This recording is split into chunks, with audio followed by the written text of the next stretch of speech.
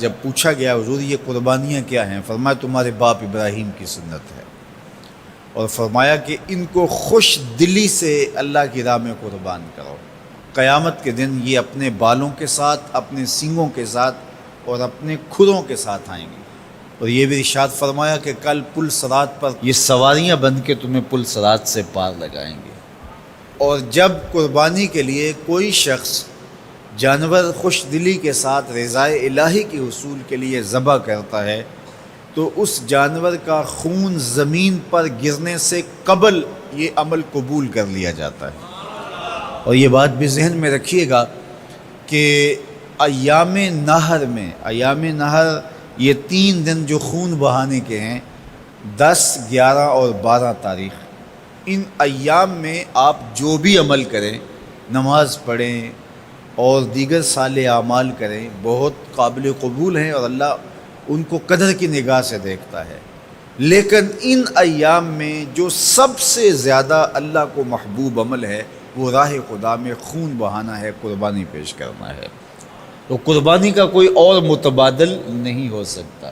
کچھ لوگ یہ فلسفہ ان دنوں کے اندر بیان کرتے ہیں کہ 20-50 ہزار کی قربانی کرنے کی بجائے اتنے اگر کسی غریب کو دے دیے جائیں تو اس کے 2-3 مہینے خیریت سے گزر جاتے ہیں، اور وہ گھر کے اندر جو ہے وہ ضرورت کی چیزیں ڈال لے تو گوشت تو 2-4 دن کے اندر کھایا پیا جاتا ہے، ختم ہو جاتا ہے۔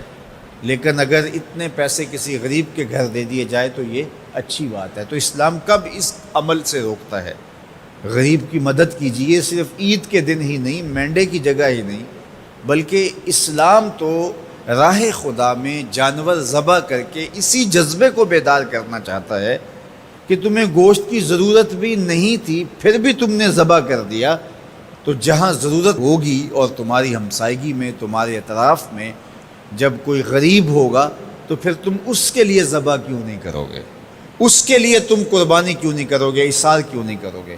یہاں تو پھر بھی ہم گوشت خود کھا لیتے ہیں یا غرباء میں بانٹ دیتے ہیں، لیکن منا کی وادی میں جہاں لاکھوں قربانیاں پیش کی جاتی ہیں وہاں تو جانور کاٹ کے اس کو ذبح کر کے بس چھوڑ دیا، اس کے گوشت سے غرض ہی نہیں ہوتی۔ زیادہ تر حجاج ایسے ہوتے ہیں جن کو یہ بتا دیا جاتا ہے کہ تمہاری قربانی کر دی گئی ہے، اور وہ فون کال کے انتظار میں یا حکومت وقت کی جانب سے دیے گئے وقت کے بعد حلق کروا دیتے ہیں۔